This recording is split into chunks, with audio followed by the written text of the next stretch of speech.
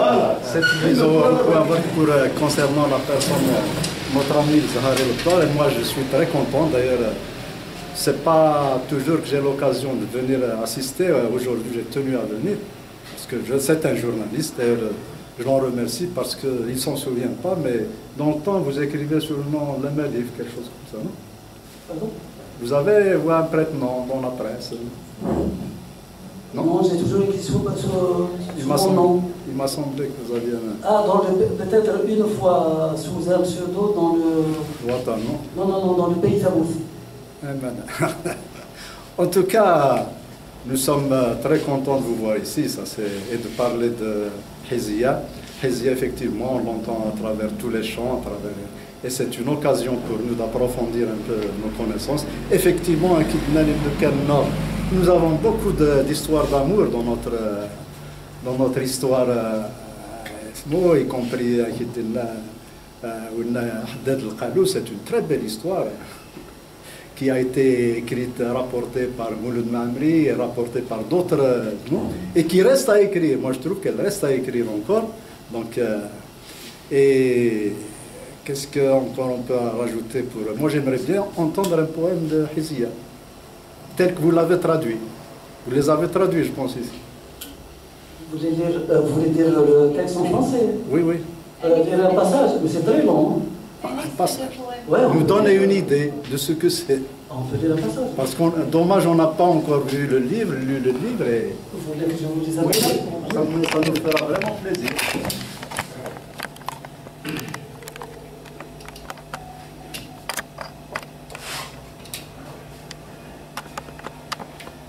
Juste le temps de trouver les pages.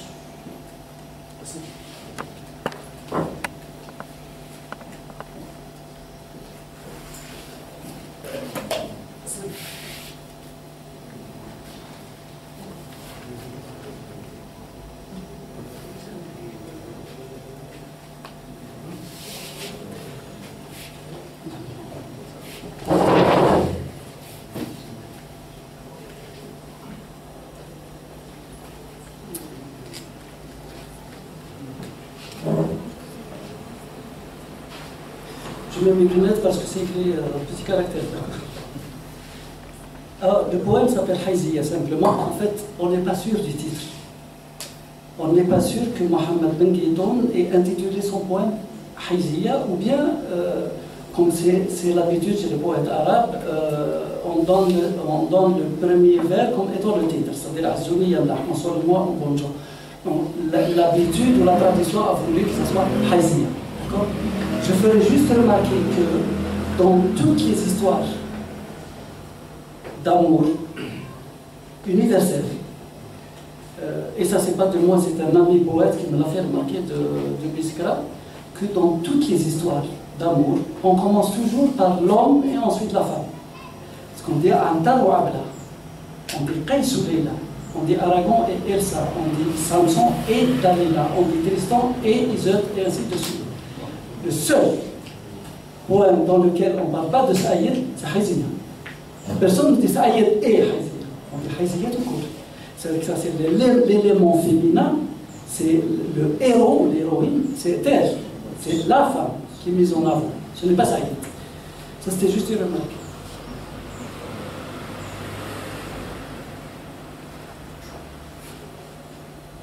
Alors il y a le refrain d'abord qui est très très beau et qui revient souvent, donc Hizia, il dit ceci: consolez-moi, ô braves gens, de la perte de la belle des belles.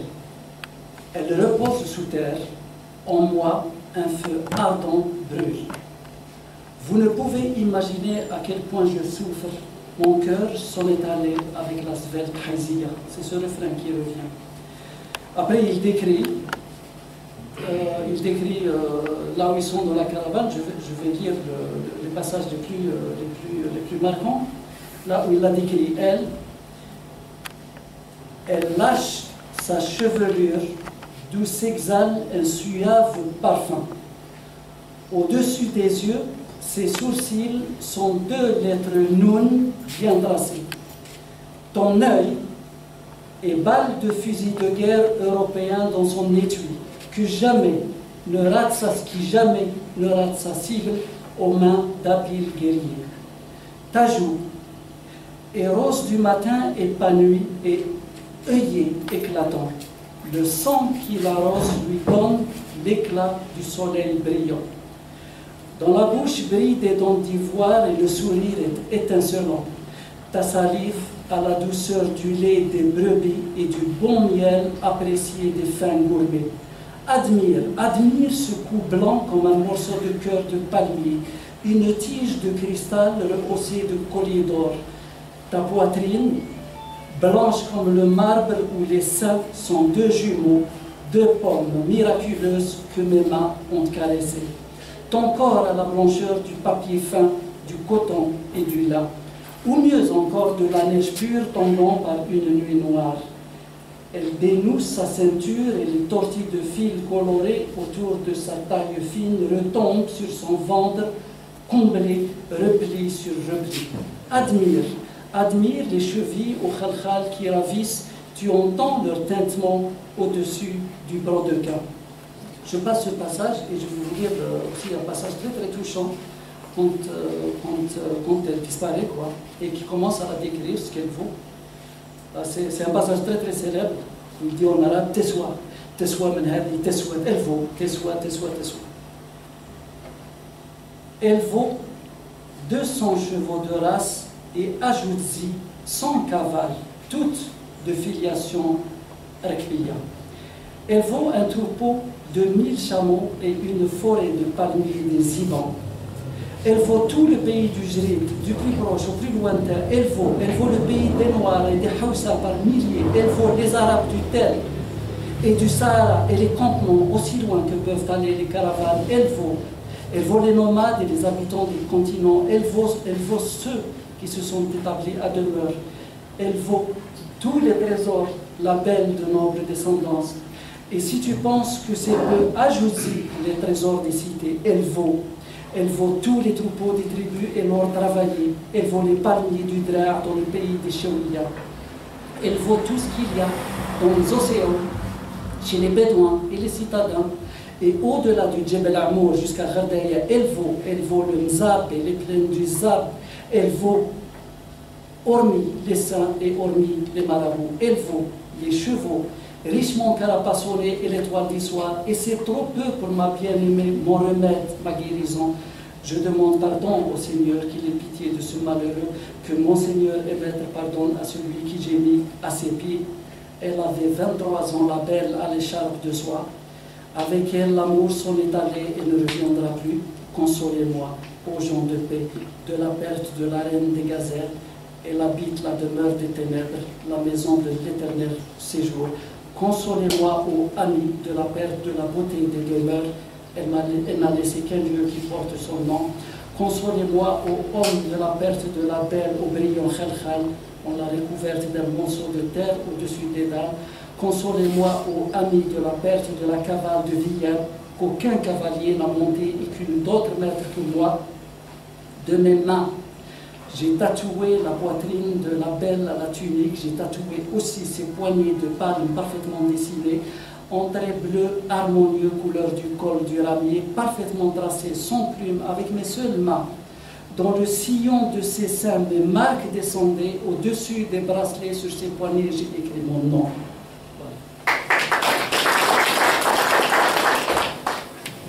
C'est de cette Hazia que je parle.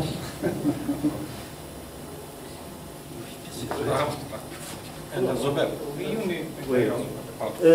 Justement, juste avant, vous venez de dire, on parle de Hazia.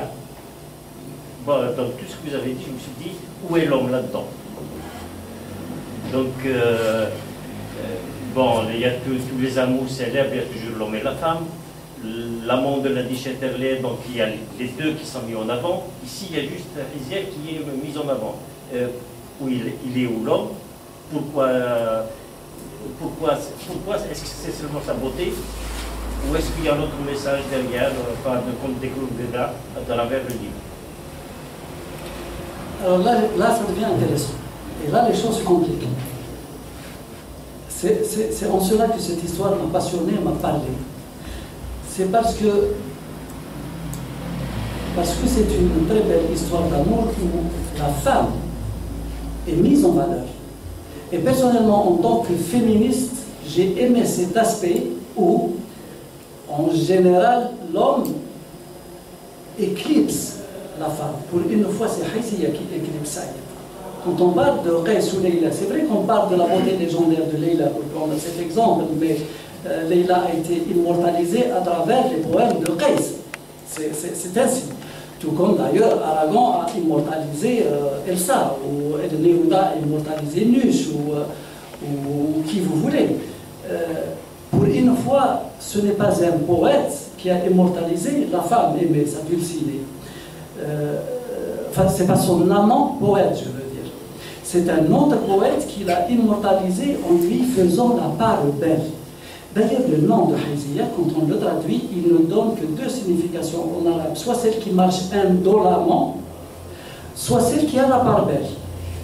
Et je pense que Haïsia a la part belle. Et je pense que Ben Guitoun a compris justement qu'il fallait faire la part belle à Haïsia. Il n'a pas complètement éclipsé Saïd, on dit Saïd, il n'a pas complètement éclipsé puisqu'il est présent dans l'histoire, que ce soit dans le poème de Ben Guitoun ou dans le roman, il y est.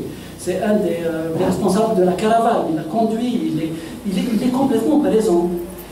Mais j'ai voulu axer personnellement sur la princesse, sur l'amante, sur Haïsia, parce que c'est elle qui est à l'origine de l'histoire.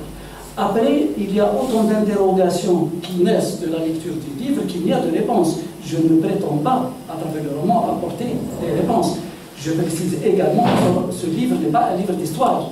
Je ne raconte pas les Beni Hillel ou les tribus des monts du Zab ou ce genre de choses. Ça ne m'intéresse pas du tout. Je préfère faire autre chose. Je raconte une histoire d'amour nomade qui a eu lieu à la fin du 19e siècle entre entre une femme et un homme, parce que c'est elle qui l'a aimé d'après ce que raconte la légende, et qui s'est trouvé fracassé, brisé à un âge très très jeune. C'est cette histoire qui m'a intéressé. Pourquoi? Déjà la mort, de manière générale, pour reprendre notre ami sur la philosophie et l'anthropologie, déjà la mort en elle-même, quand on y pense, on trouve que c'est cruel. Pas cruel, injuste. Un jour, je disais à un copain, on parlait de ce genre de choses, c'était le genre de débat, comment on dit, philosophique, métaphysique, et on parlait de la mort et de choses et d'autres, et on parlait comme ça. Et à un moment, je lui dis, tu ne trouves pas qu'il y a quelque chose qui ne va pas dans la vie elle-même? Mais c'est complètement stupide parce qu'il ne peut pas y avoir de vie sans mort, il ne peut pas y avoir de mort sans vie. Pour moi, c'est dialectiquement lié. Je raisonne là, comme je dis, en matérialiste. Je raisonne en matérialiste. Je suis un matérialiste convaincu. Je pense qu'il y a une vie, une seule, après il n'y a plus rien, et cette vie, il faut la vivre intensément, parce que si on passe à côté, on est passé à côté de la vie, et bon courage, enfin, bonne chance si vous trouvez quelque chose ailleurs. Moi, je serai content. Moi, je préfère vivre cette vie.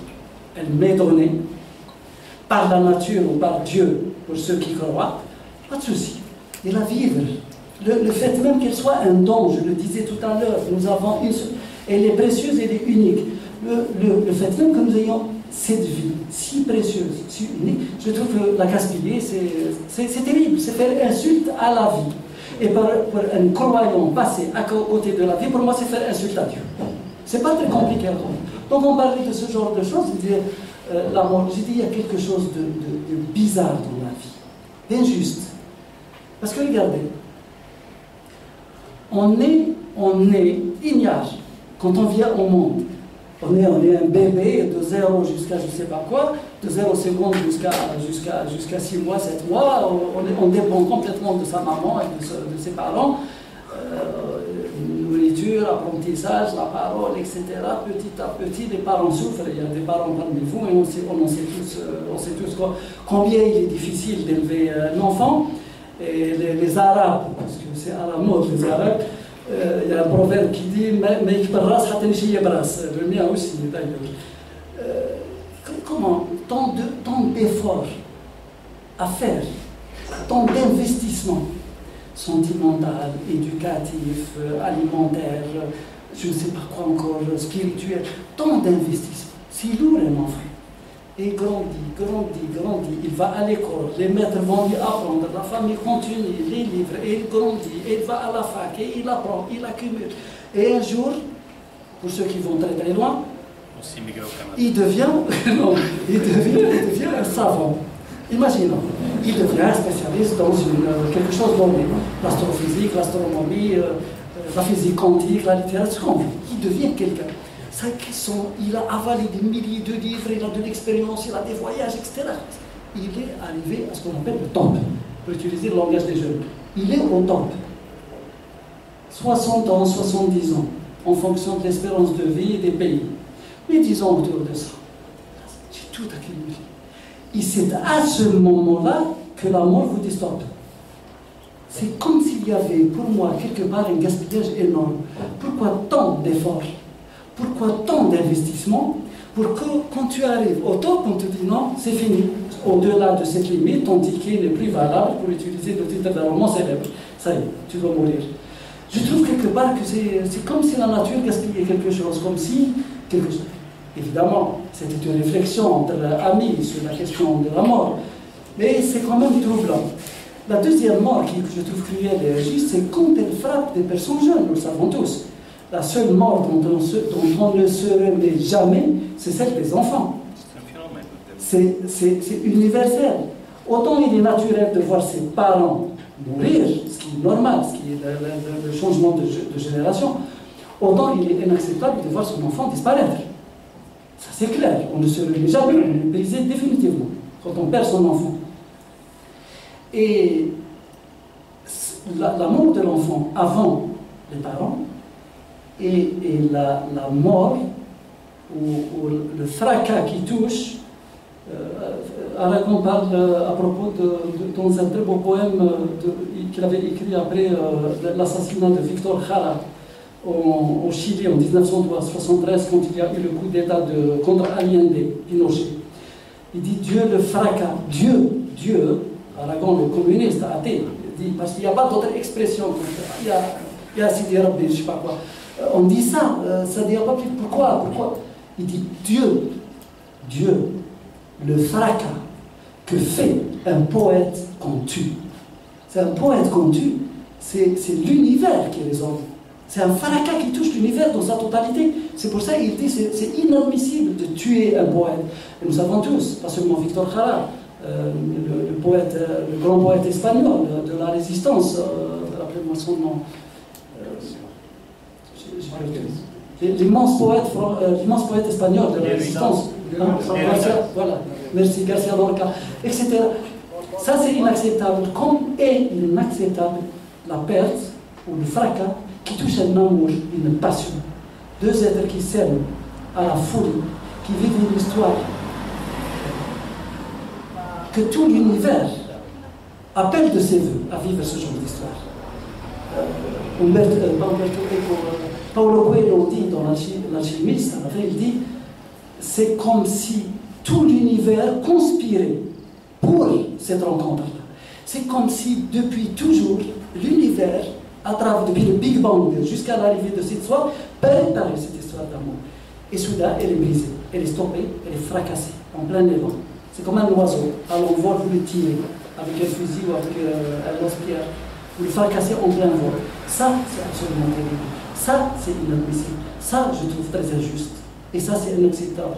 Et je pense que la littérature, de manière générale, la poésie, le roman, le théâtre, toute la littérature, mais pas seulement, les arts de manière générale, naissent de ces fractures-là, de ces failles-là, de ces brisements-là. Sans ces brisements, il n'y aura rien. Katb Yassine dit « Ma conscience nationale s'est forgée en mai 1945. » C'est ascitif, il le dit dans le Jma. « Ma conscience nationale s'est forgée avec les événements de mai 1945. » Mais pas seulement. Peut-être que sans mai 1945 et le fracas de mai 1945, Nejma, qui est une autre Hizia pour moi. Nejma, cette belle histoire d'amour entre lui et sa cousine, mais qui représente l'Algérie, tout comme Hizia pour moi est un symbole de l'Algérie, Nejma n'aurait pas été possible. C'est parce qu'il y a eu le fracas de mai 1845 que l'islam a pu surgir. Et c'est parce qu'il y a eu les fracas de l'histoire également, sur lesquels je ne me suis pas étendu, vous les trouverez dans le prologue pour ceux qui l'ont lu dans le livre, que j'ai dit un jour de cette alchimie berbéro-hilalienne et du fracas des rencontres de l'histoire, du chaos, plus exactement, c'est un mot de Nietzsche, mais pas de mot, du chaos de ces rencontres, une étoile a été possible, et cette étoile se nomme Haïsia. C'est aussi simple que ça. Pour moi, c'est ça. C'est ça l'amour, c'est ça la beauté. Et pour lutter contre la haine, contre le désamour, contre l'exclusivisme, contre le ségrégationnisme, contre le féminisme, plutôt l'antiféminisme, contre le racisme, contre toutes ces y compris contre l'islamisme dans ses versions des plus modérés, entre guillemets. Pour moi il n'existe pas d'islamisme modéré. Un islamiste modéré, c'est un islamiste qui n'a pas les moyens de sa politique. S'il avait les moyens de sa politique, il serait devenu radical. Contre toutes ces choses-là, que pouvons-nous élever, nous? Soit le fracas des armes, personnellement je suis contre, soit le fracas des mots. Et là, nous sommes forts. Nous sommes plus forts qu'eux. Si nous réussissons, comme je le disais au début, à faire fleurir dans ce pays, de Tamanrasta à Alger, de Maghria à El-Oued, si nous réussissons à faire fleurir les cafés littéraires, les racontages, les histoires d'amour, comme celle de Nejman, de Haïsia et de bien d'autres, la poésie, c'est-à-dire tout ce que, depuis qu'on a remis en cause. Je suis en train de lire, je vous le recommande, le très bon livre publié aux éditions Libris, d'ailleurs, qui est là, qui rend compte des actes du colloque 2016, des actes du colloque sur la plateforme de la Soumam, sur la Soumam. Les actes sont là, ça s'est tenu donc ici. Moi, je n'ai pas assisté, mais je suis en train de lire les interventions, notamment des historiens Gilbert Beignet et Khalfoun, je crois que sera un jour invité ici. On comprend plein de choses. On comprend que si on ne comprend pas que, après l'assassinat de Abdan et la remise en cause complète du contenu dans sa lettre et dans son esprit de la plateforme de la Soumam, par la réunion du CNRA au Caire, donc un coup d'État, le premier coup d'État fait en Algérie, si nous ne comprenons pas ça, et si nous n'arrivons pas à inverser la tendance de la machine, ben l'Algérie elle est mal barrée pour très très très longtemps encore. Mais moi je suis quelqu'un de très très très optimiste. Je pense que c'est possible. Notre devoir à nous, et je termine sur ça, comme l'avait fait Youssef Septi, évoqué par mon camarade tout à l'heure, et Tahar Djaoud, mais c'était Youssef Septi parce que Tahar Djaoud n'était pas encore, ne faisait pas partie de ce groupe, c'était donc Youssef Septi avec Martinez, Denis et un certain nombre d'autres poètes, avait inventé la plateforme, ça s'appelait le manifeste Auchem. Je ne sais pas si ça vous dit quelque chose, où ils avaient revendiqué pour la première fois les signes de la berbérité, du Tassili jusqu'au Kadiri. Ils avaient dit c'est ça notre culture, Auchem. Et ils ont été, évidemment, le manifeste a été interdit, ont été poursuivis, c'était pire que la crise dite berbériste de 1949, puisque là il n'y a jamais eu de crise berbériste, dans le sens où on entend. C'est en essayant de diminuer de la portée du débat qui a été posé à l'époque par Sadr Khazras et ses camarades, qu'on a voulu, en donnant le nom de berbériste à ce qu'on a appelé crise par rapport aux centralistes à Messel Haj, on a voulu diminuer de la portée de ça. Moi j'appelle aujourd'hui, du haut de cette tribune, et je remercie mes amis de m'avoir invité à dire ce que j'avais envie de dire depuis très longtemps.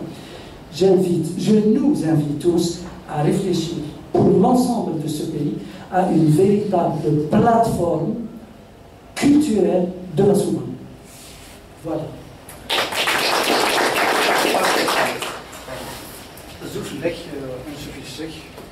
Bienvenue. Ce qui m'interpelle dans ce que vous avez évoqué depuis tout à l'heure, c'est que je cherche le vrai amoureux de Haïsia.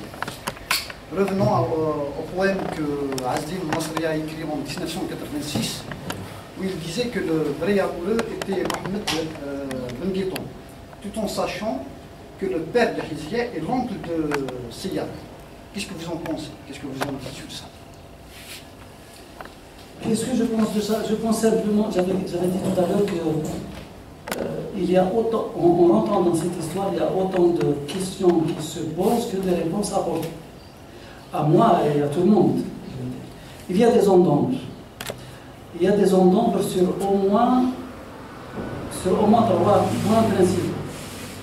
La première, c'est la mort elle-même de Hizia. À ce jour, personne n'est en mesure de dire comment cette jeune fille est morte à l'âge de 23 ans, à quelques kilomètres de son oasis natale, Sidi Khaled. Les indices qu'elle a été tuée par Mégate, par son amant ou quelqu'un d'autre qui l'aurait vu sortir le soir dessous la tente, mais elle était emmitouflée dans un burnous et il aurait, rentrant plutôt, il aurait pris pour l'allemand et lui aurait tiré dessus. C'est une version discutable comme toutes les versions. D'autres disent que c'est son propre père qui pas l'aurait tué, mais aurait commandité sa disparition parce que l'histoire a commencé à poser de grands problèmes et que c'était un véritable scandale, etc. etc. C'est une autre version. Il y a d'autres versions qui disent qu'elle est morte empoisonnée, d'autres qui disent qu'elle est morte de maladie foudroyée, d'un seul coup, tombée malade et on ne sait pas pourquoi. Dans le roman, je vous le dis, ce n'est pas un secret, vous allez le découvrir. Moi, je la fais mourir, entre guillemets. J'explique sa disparition par un empoisonnement qui serait dit à rival. C'est un amoureux et conduit. Et c'est pour la beauté du geste, c'est pour la beauté du roman, c'est pas la réalité, évidemment. Ça, c'est la première. La deuxième question qui se pose, c'est la relation entre Saïd et Hizia. C'est un peu comme Kasbi Yassine et sa cousine. On ne sait pas trop. Personne ne sait s'ils étaient... on sait qu'ils ont été élevés ensemble, puis c'est sa cousine. Lui était orphelin, donc il était recueilli par son père, qui était l'oncle, donc, et ils ont grandi ensemble de l'âge de 6-7 ans, j'imagine, et après, ils sont tombés amoureux l'un de l'autre, et puis l'amour a grandi, et puis, est-ce que jusqu'à la fin, il y avait des amours illicites, entre guillemets, qui ne rentrent pas dans un cadre légal entre eux, c'est qu'ils étaient amants, ou bien non, ils se sont mariés. Alors les indices, non.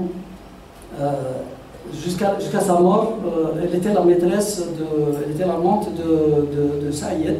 D'autres disent non, ils se sont mariés 1 mois, 2 mois avant sa disparition. Moi, je me suis juste posé une question dans le prologue, où je reviens à l'histoire, en fait, en me disant, c'est quand même curieux. Il y a quelque chose qui nous interpelle dans le poème, c'est que, j'ai lu des passages, c'est que Saïd Ben Ghiton plutôt dit que Saïd a tatoué sa belle sur tout le corps, y compris sur sa poitrine. Et je me pose la question, comment est-il possible, à la fin du 19e siècle, dans une oasis comme Sidi Khaled, de pouvoir tatouer une jeune fille de 20 ans, 21 ans, 23 ans, de la tatouer complètement, sans que ses parents ne s'en rendent compte. Cette fille, elle tombe malade, son corps est dénudé, elle va au hammam, elle se lave. Donc sa mère, forcément, ses tantes, ses oncles, je ne sais pas qui, ses cousines, ses amis, voient son corps tatoué. Donc il se pose la question du tatouage. Si tatouage il y a, il ne peut se faire que dans un cadre légal, c'est-à-dire dans un cadre légitime, dans un cadre de mariage. Mais la question reste ouverte. Tout est possible dans l'amour. Il se peut que ça ait été tatoué sans qu'il se soit jamais marié, mais je n'en sais pas d'importance. La troisième question qui se pose, c'est, et ça c'est Mnasra qui ouvre le débat, c'est lui d'ailleurs qui a inventé le mot princesse,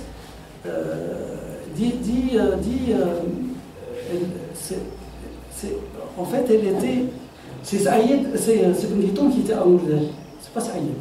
Saïd dans le poème n'est qu'un comparse, c'est-à-dire il a utilisé son nom pour se camoufler. Mais en fait c'est Ben Ghiton lui-même, mais pour éviter le scandale, il l'a écrit sous un autre nom. Et d'autres gens vont même jusqu'à dire, en fait, tout le poème de Hizia est une fiction.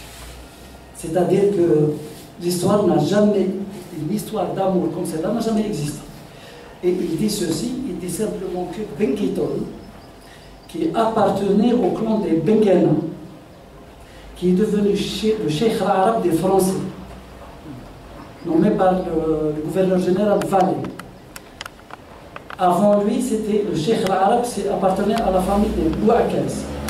Et dans cette région, il y a toujours eu des rivalités énormes d'ordre tribal, ethnique, religieuse, etc., et de parcours de terre, de contrôle des terres, etc., entre les Bengana et les Bouakas. Banguitoun est quelqu'un de proche des Bengana. Il aurait écrit le poème pour se venger des Bouakas. Vous voyez où ça va? C'est-à-dire pour porter atteinte à l'honneur de la femme. Ta fille, voilà, c'est une belle femme qui est chantée et elle est même tatouée. Ne me posez pas la question si c'est vrai ou non, parce que je n'en sais rien.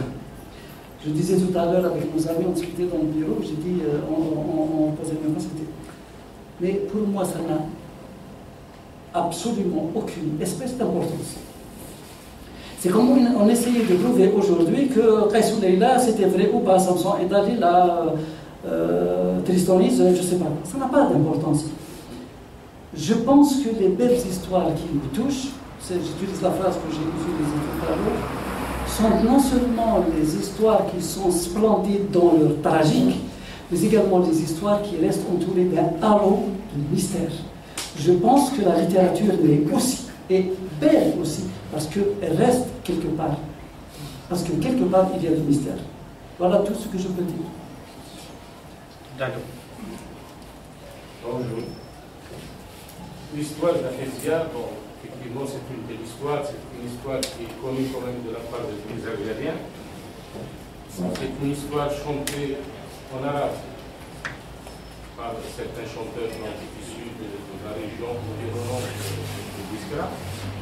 C'est une histoire chantée même en Kabyle par un chanteur qui chantait Ahésia avec le même rythme. Mais ce qui nous intéresse aujourd'hui, qu'est-ce qui fait que l'histoire d'Ahésia soit portée à un haut rang? Qu'est-ce qui fait que Ahésia ait une tombe là où même des femmes algériennes vont se recueillir sur sa tombe? Est-ce qu'elle était une... Alors, c'est une légende, on dit que c'est une légende, mais est-ce qu'elle était une révolutionnaire? Est-ce qu'elle était un idole quelconque? Est-ce qu'elle était une femme de culture? Rien de tout cela. Mais qu'est-ce qui fait qu'elle a... Et en quoi, justement, des histoires comme celle de Ahésia, il y en a des milliers ici. On a Algérie, des milliers. N'allons pas loin, l'histoire de l'Asnaoui avec Padma, c'est une histoire aussi qui donne chaud au cœur. C'est énorme. Au point où ils ont questionné Padma, quand Saoui était en exil, qu'est-ce que vous en dites si demain il revient, il vous demande en mariage? Il a dit, je vais quitter mon mari actuel, je vais le rejoindre. Vous voyez à quel point elle l'aimait. Bon, bref. Mais qu'est-ce qui fait que ça la rend aussi importante? Et pourtant, il y a des femmes sur lesquelles on peut dire beaucoup de choses. Des femmes révolutionnaires. Vous avez Bélia, vous avez Tinhinet, qui est du Sud, quand même. Vous avez Padma Soumer, et j'en passe. Donc, à travers tout le territoire national, je sais qu'il y en a. C'est quoi? Qu'est-ce qui la rend aussi importante que ça? Pourtant, c'est une simple fille. En quoi l'Algérienne était envieuse? Vous dites qu'elle était belle, enfin vous dites qu'ils disent qu'elle était belle, qu'elle était élégante. Toutes les Algériennes sont belles, avec des yeux bleus, mais toutes les Algériennes sont élégantes, mais toutes les Algériennes sont amoureuses de leur homme.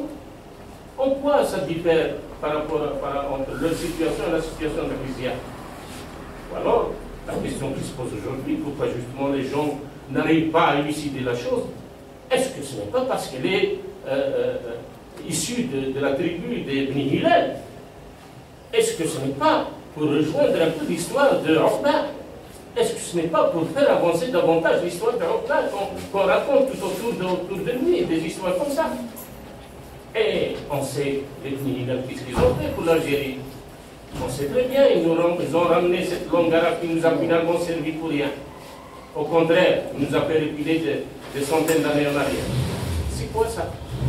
Expliquez, qu'est-ce que c'est? Pourquoi ça la rend aussi importante? Vaste question. Vaste question, vaste avec au pluriel, vaste question. Non, je vais essayer de donner un point de vue. Je ne sais pas, j'ai pas réponse à toutes les questions. D'abord, pourquoi nous n'avons pas à ma connaissance, puisque j'avais dit que le seul document dont nous disposons, c'est un poème. Ce poème, quand on le lit, nous donne des détails sur le physique, on peut l'imaginer. Mais à part 2 ou 3 petites choses, il ne nous permet pas de connaître son caractère. Comme dirait la Bruyère, le caractère. Quel est son caractère? C'était une battante, c'était une révoltée, c'était quoi cette Haizia? Nous ne savons pas. Nous ne savons pas, nous pouvons seulement l'imaginer en partant du fait que vivre une histoire d'amour comme celle-là, dans une société bédouine de l'époque, c'est une véritable provocation, c'est une sorte de défi. Concernant le pourquoi aussi, elle fascine parce qu'elle brise un tabou. J'ouvre juste là une parenthèse en disant, contrairement à ce qu'on pense, j'ai parlé du carré des bois à caisse dans le cimetière des Douada. Vous savez que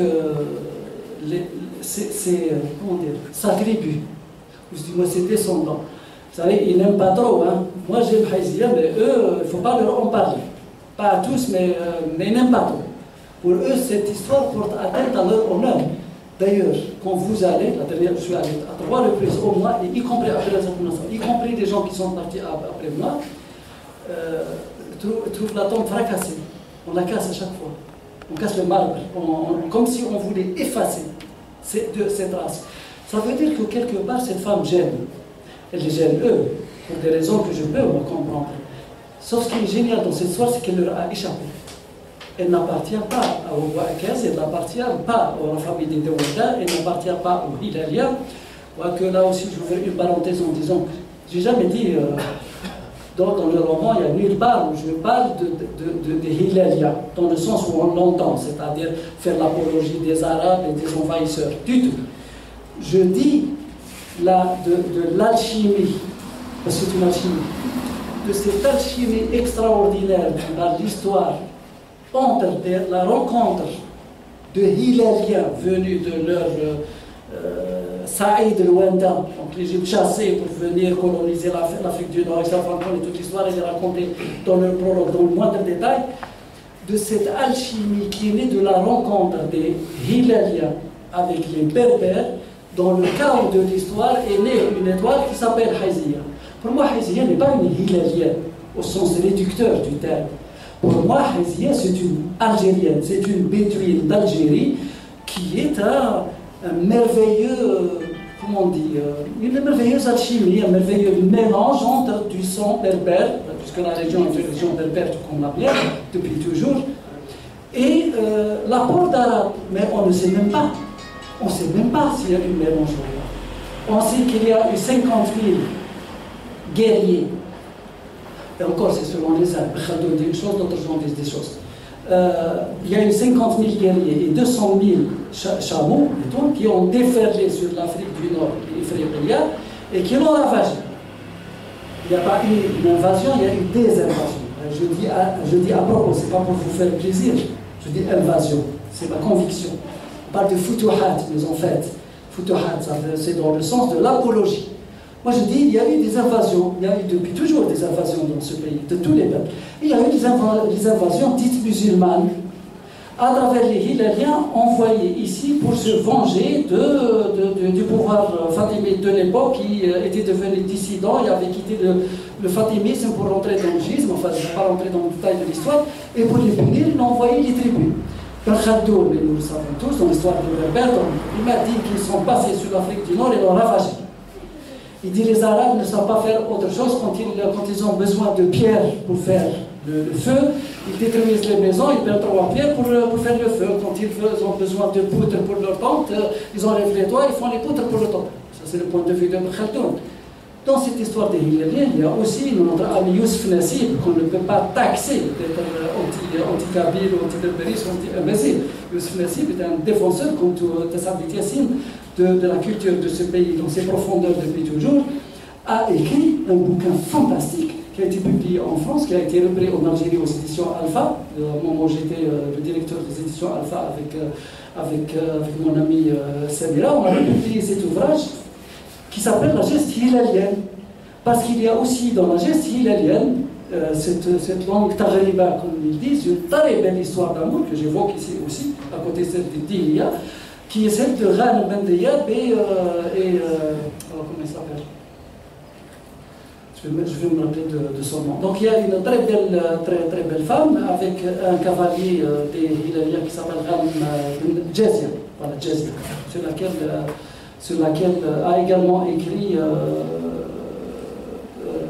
Ben Hadouga dans un roman qui s'appelle simplement Jazia. Et beaucoup de gens se sont intéressés à ces histoires. Elle est considérée, je ne peux rien, elle est considérée comme une sainte. Haizia est considérée comme une sainte. On va sur sa tombe, c'est comme si on demandait la baraka à un marabout.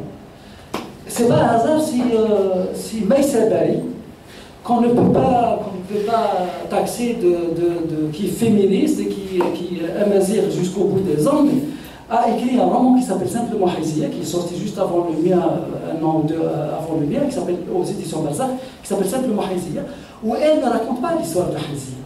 Elle raconte l'histoire d'une jeune fille de 23 ans qui vit dans la Casbah d'Alger, qui est licenciée, qui est chômeuse, qui n'a pas de boulot, et qui travaille dans un salon de coiffure,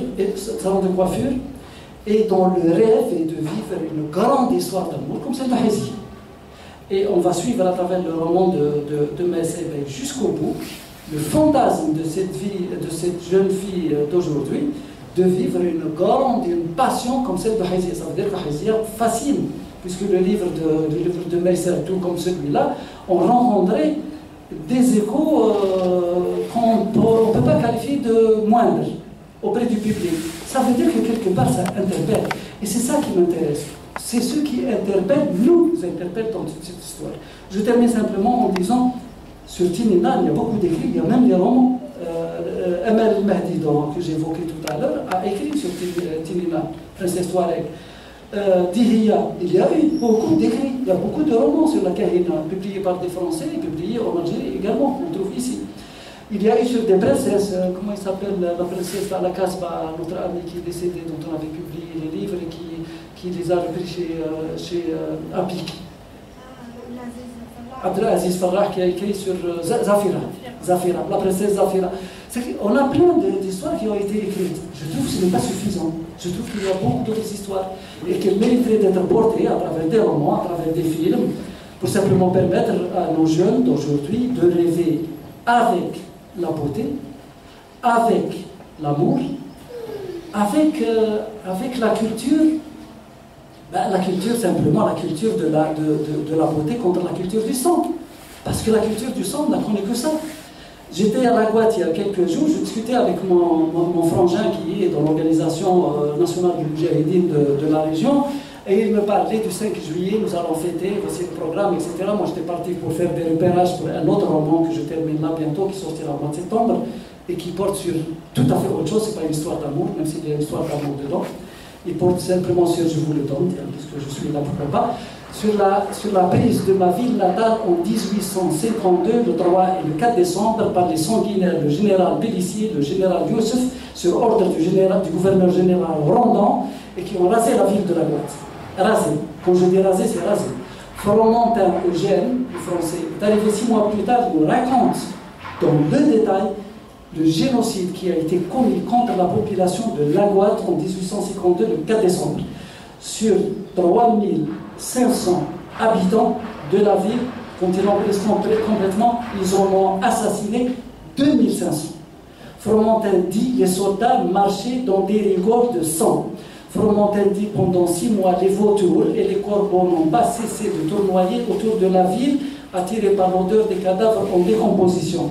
Fromentin dit, rapporte que on est allé voir un militaire chargé de l'enterrement des cadavres pour les mettre à la va-vite dans les puits, et il n'était pas content parce que les cadavres s'amoncelaient de la population. Il disait, pourquoi vous n'enterrez pas ces cadavres? Qu'est-ce que vous attendez pour enterrer tous ces cadavres? Et le soldat a répondu au commandant qui était venu s'enquérir de la corvée qu'il trouvait trop lente en disant ceci. Mon général, nous ne pouvons pas enterrer les morts aussi vite que vous les faites. Et je dis toujours, si je suis là en train de vous parler, moi, Zahari Later, je suis un double miracle. Premier miracle, c'était le 4 décembre 1852, mon arrière-grand-père était parmi les victimes du génocide du général Pélissier. Je ne serai pas là pour vous parler de cette histoire, puisque ma filiation aurait disparu. Et les Ben Gila avec. Moi, je plaisante. Le deuxième miracle, je dis, à la maison de la presse, au mois de février 1996, j'étais responsable de la Fédération internationale des journalistes. Je travaillais également dans un journal qui a disparu, qui s'appelle L'Opinion. C'était Framvan. Il était 3h moins le quart. J'étais en train de monter, chef de rubrique, les pages de la culturelle du général du journal d'histoire ancienne à moderne, du journal L'Opinion, quand à 15h précises, j'ai cru que c'était la fin du monde. Et quand je suis sorti dessous des décombres, parce que le plafond du journal s'était effondré sur nous et sur ma tête, quand je suis sorti, et c'est là d'ailleurs que mes amis Allah et Bark, que vous connaissez, a trouvé la mort dans le soir d'Algérie, que mon ami Drobal Mohamed, le grand romancier, malheureusement trop disparu, grand caricaturiste et grand reporter, a été fracassé. Et je vous assure, je m'excuse pour les âmes sensibles, j'ai vu sa cervelle contre les arbres à la maison de la presse, et que Jamal Taraza, le 3e jeune du soir d'Algérie, est mort. Et que moi, je suis sorti avec les blessures, c'était à cause d'une bombe de 300 kg de TNT qui était déposée dans la rue Hassib à côté de la maison de la presse, qui a fait 3 morts dans la maison de la presse et des dizaines de blessés. Malheureusement, elle en a fait 18 carbonisés juste à l'extérieur, à la rue Hassib.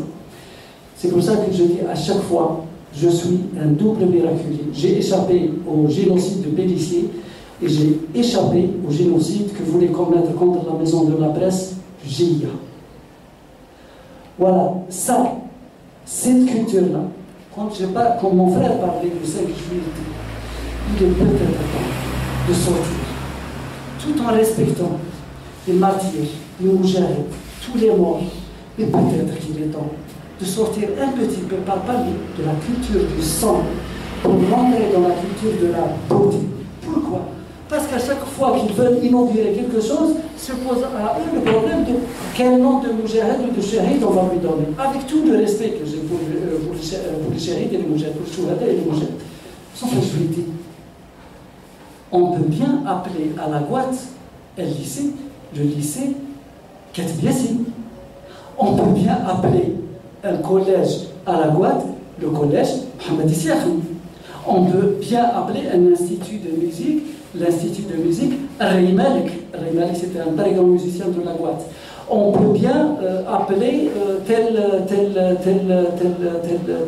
établissement culturel l'établissement Mohamed Khadda ou Assir Jabbar ou Sihanouhan. Ce que vous voulez.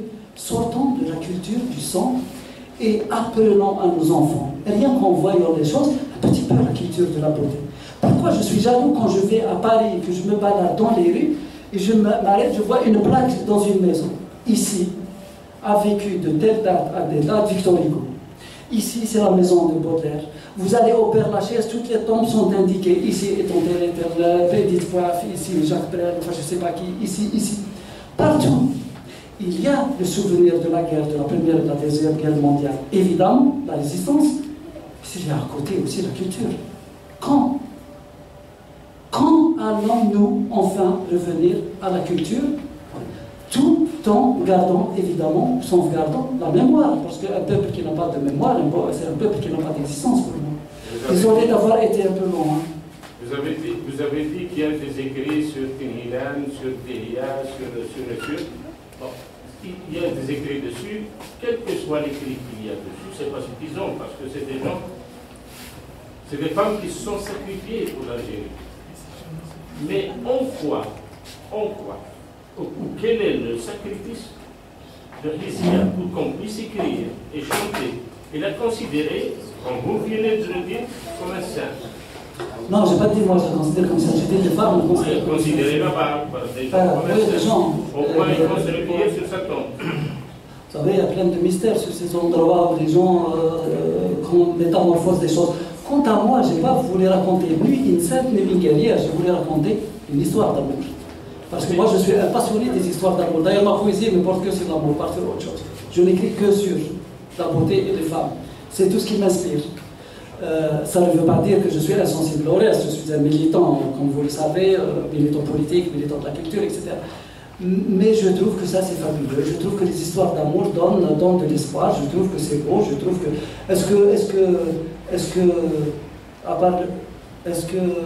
Est-ce que Fatna, dont j'ai parlé tout à l'heure avec Belkérioù, était une guerrière? Non. Est-ce que Leila était une guerrière? Non. Est-ce que Iseult était une guerrière? Non. Est-ce que Jennifer était une guerrière ou une militante? Peu importe, elle n'était pas. C'est une jeune étudiante qui est tombée amoureuse folle et qui a été fracassée par la vie.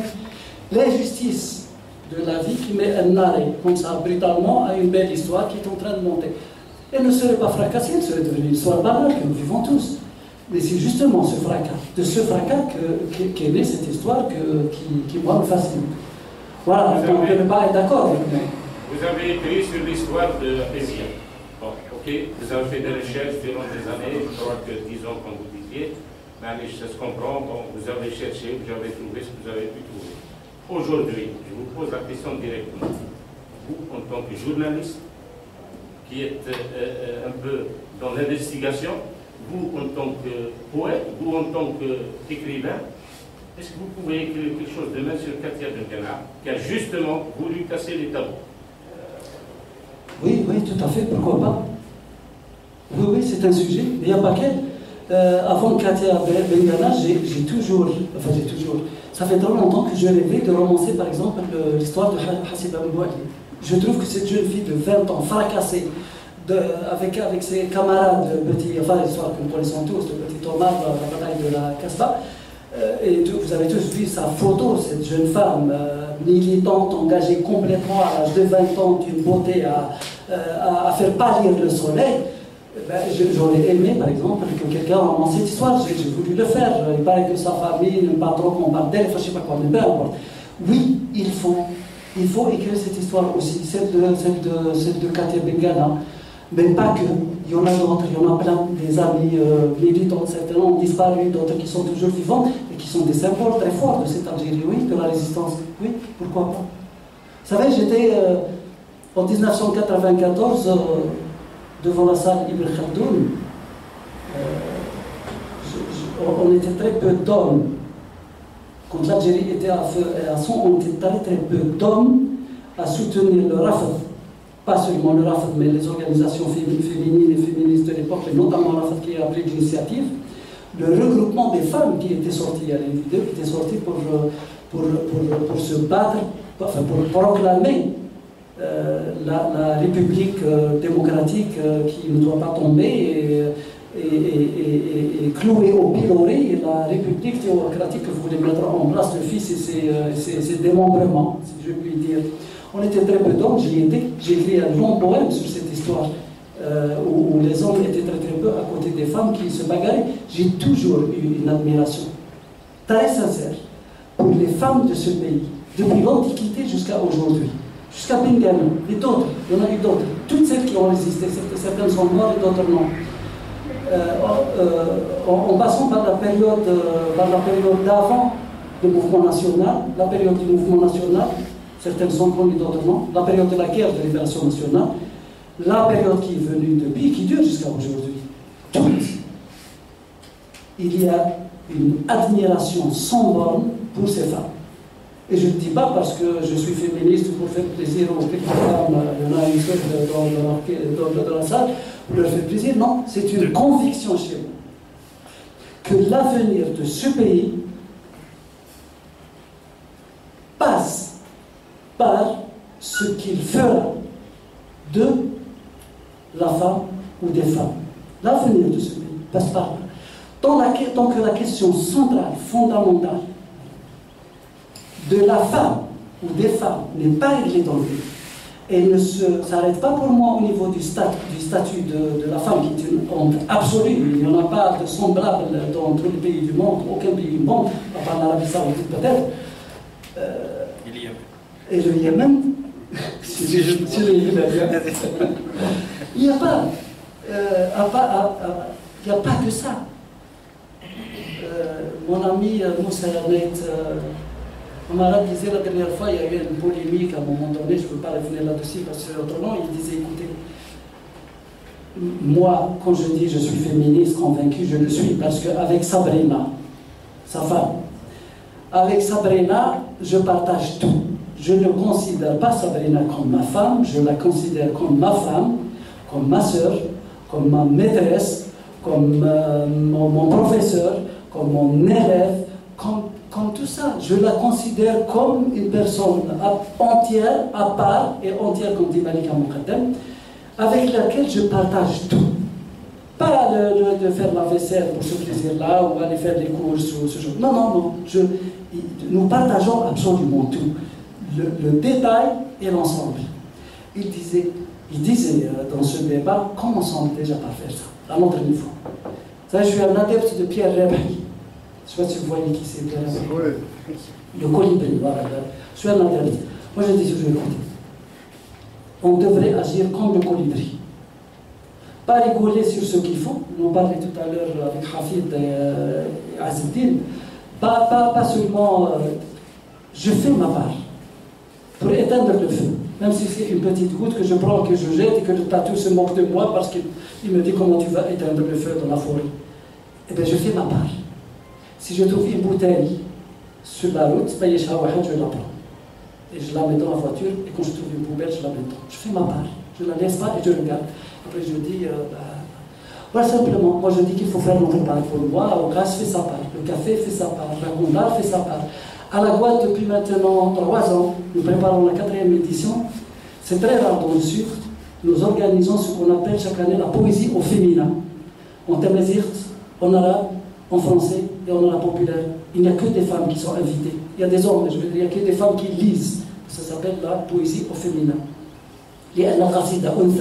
On a pris un poème, on a pris un vers exprès d'un poème, d'un très grand poète arabe, libanais, phénicien, c'est même pas arabe, qui s'appelle Nizar Qabbani et qui pour moi a chanté. Il n'y a pas mieux pour dire l'amour de la femme, il n'y a qu'à lire Nizar Qabbani. Pour moi, je suis en admiration devant l'hommage que Nizar Qabbani rend à Belkis, mais pas seulement, et à travers Belkis à toutes les femmes. Sa poésie, de toute façon, est chantée par tout le monde, par Marcel Khalifa, par Abdelhamid Haftar, tout le monde. Bon, bref, ce que je dis, c'est que faire sa part. On fait sa part. Et à la Guadeloupe, on essaie de faire notre part. Nous organisons la poésie au féminin, nous organisons également d'autres rencontres, et nous disons que, bon, un jour, ça finira par essayer, simplement.